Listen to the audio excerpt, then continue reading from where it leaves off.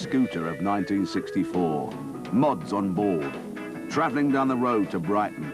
Icons of public disorder, customised threat. Baby, I'll be good, and I'll treat you like I should. If I ever get my hands on you.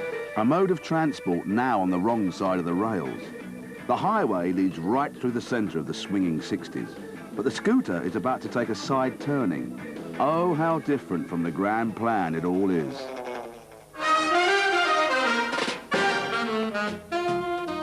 The scooter didn't belong to the mods. It belonged to Italy. To be exact, post-war Italy. From 1945 to 1960, the Italian scooter eclipsed the traditional motorcycle.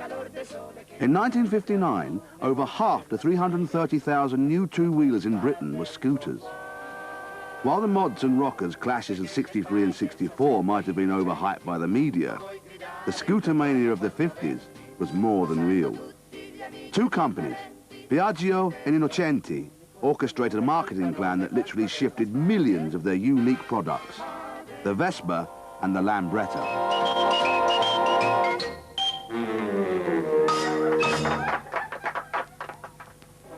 Italy in 1945 was in ruins. Daylight bombing by the Americans had destroyed the country's infrastructure. Most of the manufacturing areas had been blitzed. Roads and railways had been blown up to halt the retreat of the Germans.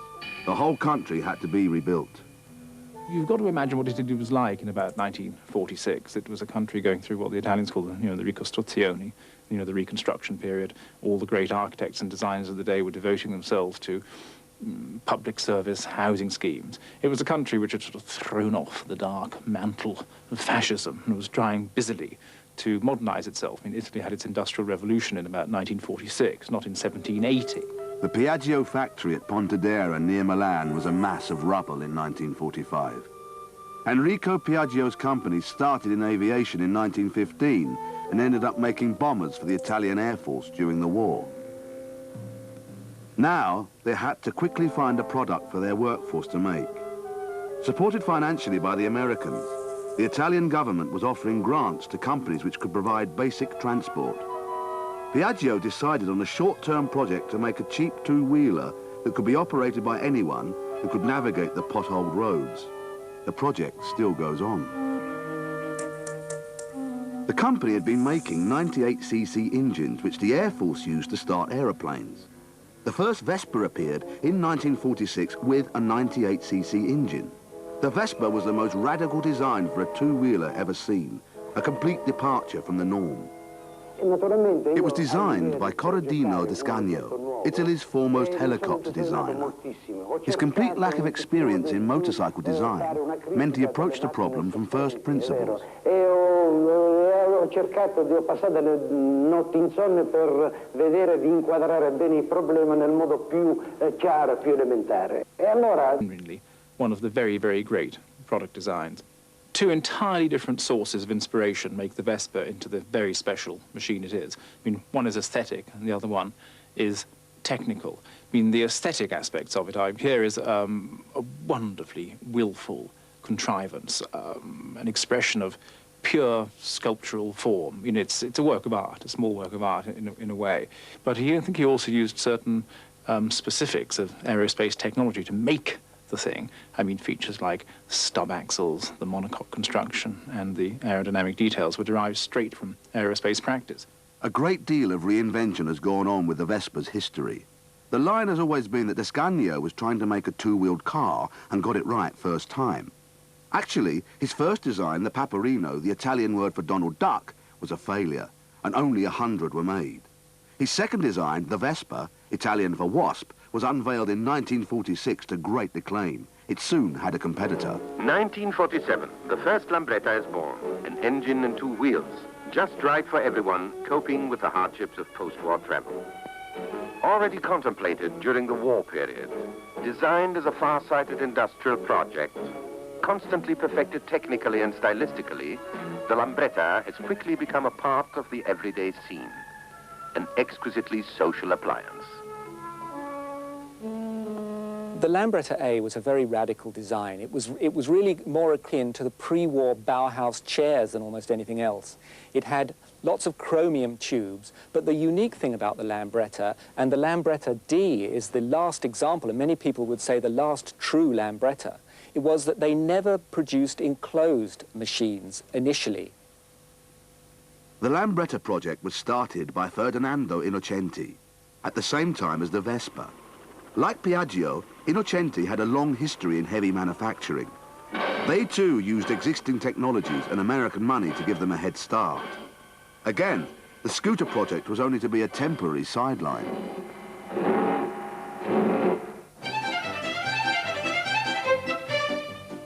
The Vespa and the Lambretta together remobilized Italy.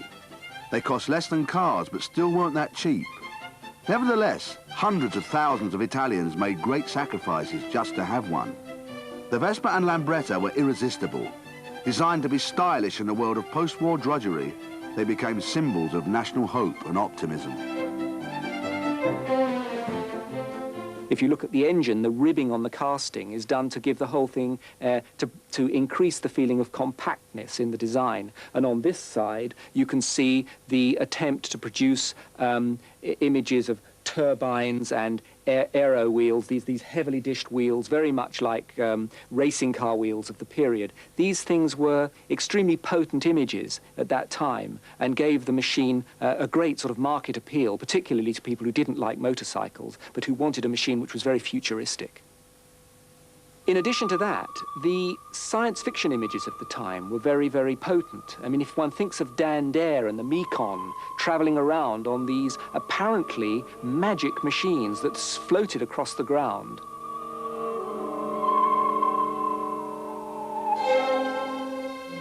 From 1950 to 51, there was an increase of 50% in road traffic in Italy.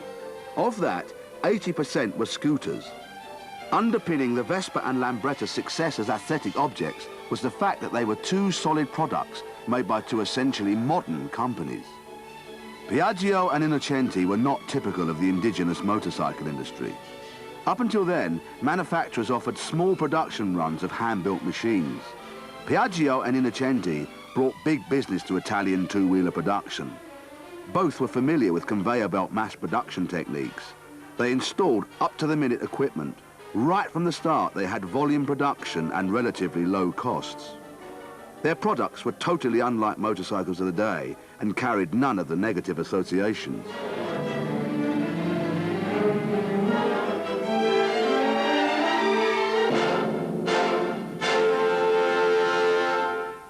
Most people have been used to using motorbikes, I mean, both 50 years ago and now, are used to having them leak, explode and drip all over them, and generally they're incontinent machines. But of course the Italians are a vain and self-regarding people who are quite properly so, and such a device would not be popular amongst people who like to have creases in their trousers and, you know, like to wear silk even when they go to work. And of course the Vespa's leg guards. These are things too which speak about the, you know, Italian vanity and pride of appearance. Not only is the all-enclosing bodywork paid tribute to aerodynamic science, it also makes considerable concessions to personal style and vanity, and that you can ride a Vespa and not end up with oil stains all over your bottom.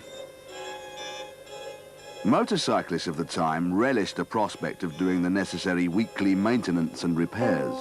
Scooterists, on the other hand, were not expected to endure the same incessant tinkering as addicted enthusiasts. The motor scooter was a complete product. It wasn't a proprietary engine lashed to the rear wheel by a chain. It was designed from the scratch so that, in the case, for example, of the Lambretta, the compact quality of the entire design was the first thing that you spotted, and I think that's what distinguished it from all other motorcycles. This made it very attractive to people who really had no interest whatsoever in motorcycling. They went out, they bought something which was more akin to a car. The Vespa and Lambretta ended up looking virtually identical, but their origins were quite different.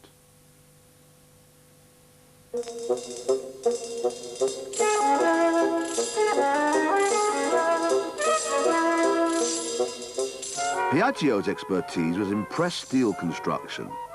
The Vespa's body is made from pressed steel sections welded together to form one stress-bearing shell, a monocoque. All other components are bolted to it. The Vespa is a snail, an invertebrate. The Lambretta, however, has a spine. Innocenti's background in steel tubing manufacture meant that Lambretta evolved with a central load-bearing tube to which were attached footboards, leg shields, and engine. The Vespa had an elegantly designed engine. The motor and gearbox sat side by side, the whole thing cooled by a fan. This compact unit was connected directly to the rear wheel and moved up and down as part of the suspension system. While the Lambretta was no less unique, it went through a number of design changes before settling on a combined engine and rear wheel unit with chain drive. Both companies tried to outpace each other by bringing more and more powerful models. Soon, the 35-mile-per-hour scooter could do over 70. Lambretta won the power battle, but they had to concede to the popularity of the enclosed look. They stopped producing open models in 1958. The macho motorcycling diehards were appalled by scooters. They claimed the engine over the back wheel made the machines unstable.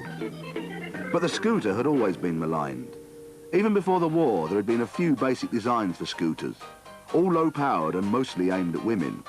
They were seen as an adjunct to mainstream machines. The bigotry persisted. In Britain, dyed-in-the-wool motorcycle dealers refused to stock the Lambretta and Vespa. I have this uncle works in my dad's motorbike shop. He just won't touch scooters. He'd resigned before he mended one. Scooters are decadent or something. Cadbury's made for the family outing. Motorcycle manufacturers were forced to take the threat seriously as scooter sales rocketed, boosted by another new fad, hire purchase. £9.10 for your first down payment, small installment. Belatedly, other manufacturers got in on the act. Largely, it was a disaster story. They were exactly what scooters shouldn't have been. They were proprietary engines, largely proprietary engines, lashed by chain to the rear wheel. And what the bodywork did was hid this terrible mess.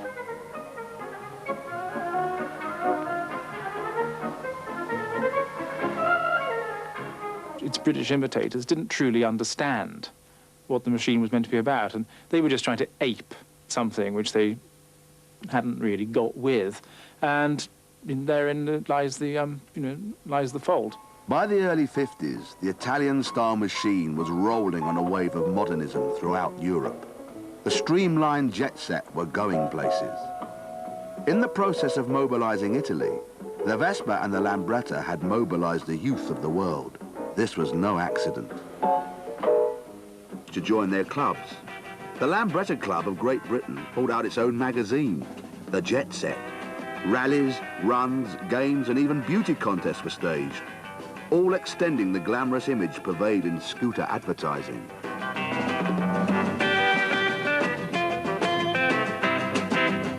Well, I think we associate the Vespa so much with, Marcello Mastroianni lookalikes and blasting down the coast road in Amalfi and glamorous women in tight sweaters and tight skirts.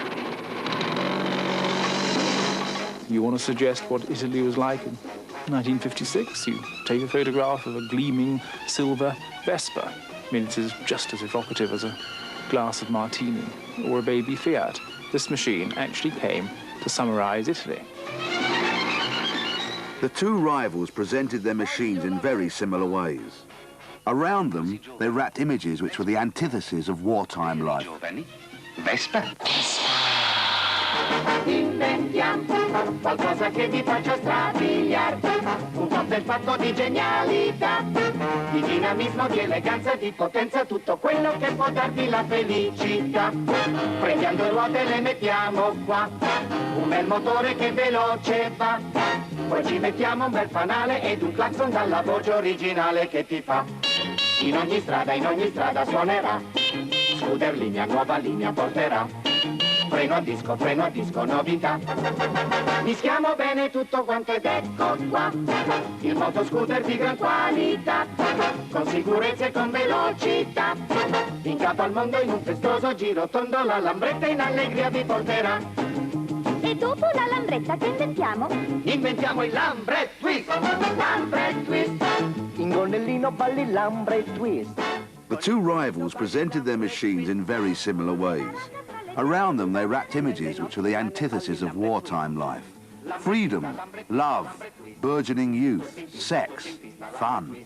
Scooters for the young and the young at heart. Contrabbassista tutti insieme fanno il Lambre Twist. In riva al mare con il Lambre Twist. A lavorare con il Lambre Twist. Anche all'altare con la sposa puoi andare. Questo è l'anno in cui trionfa il Lambre Twist.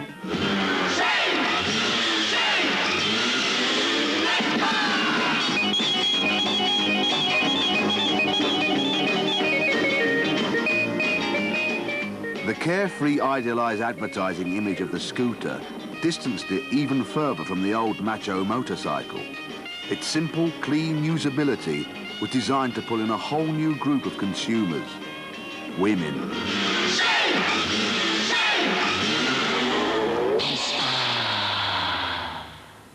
Mrs. Smith, housewife.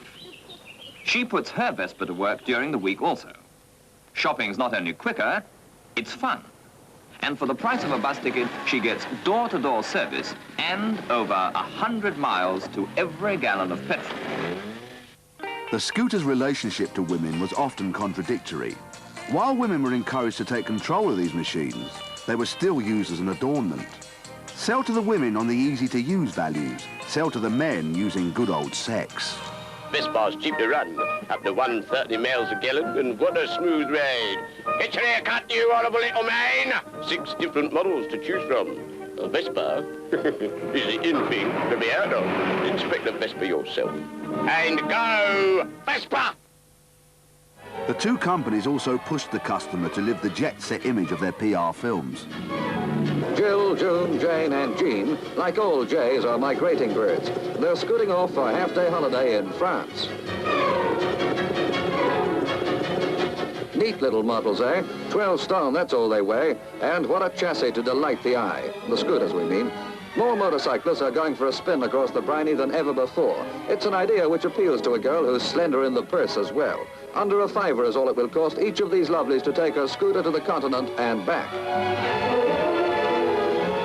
The idea of travelling around sunny Europe on these things was extremely attractive. They carried quite a lot of luggage. There was space for a rack on the back and a rack on the front. You could even have luggage carrying capacity where there was a gap in the step-through frame.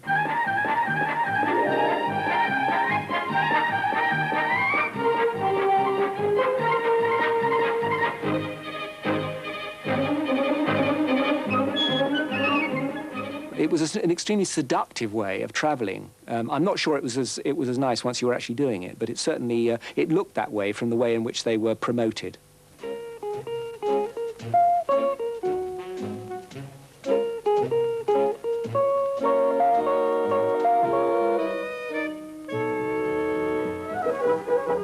Piaggio and Innocenti did more than make a stylish product and present it stylishly. The packaging went further.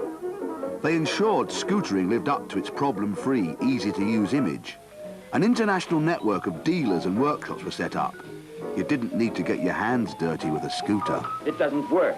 Now what'll I do? All you have to do is to find the nearest Lambretta service station.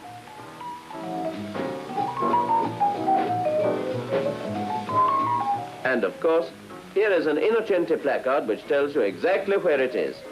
This is the visiting card of every Innocenti dealer and sub-agent. Say, there's something wrong. The motor backfires. It's not pulling and it won't start. Oh, that's terrible. Ronnie. The other key thing was that the wheels being small meant that you could carry a spare. Now, this was, of course, unheard of on a motorcycle, and the fact that the wheels at the front and the back were identical meant that if you got a puncture, you simply changed the wheel, just like a car. It was a much more convenient, user-friendly machine all round because of these changes. Great pains were taken to display the supposedly feminine machine's masculine prowess by overcoming the hardest obstacles. Scooters took part in the 600-mile Milan-Taranto race and even held their own Isle of Man TT.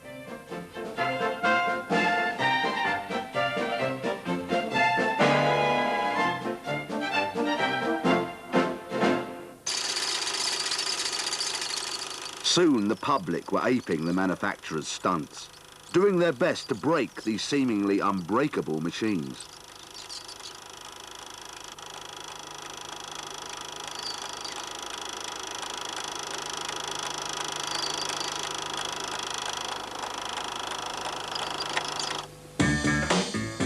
Customization and accessorization were also becoming popular by the late 50s, and the manufacturers offered a large range of clip-on extras.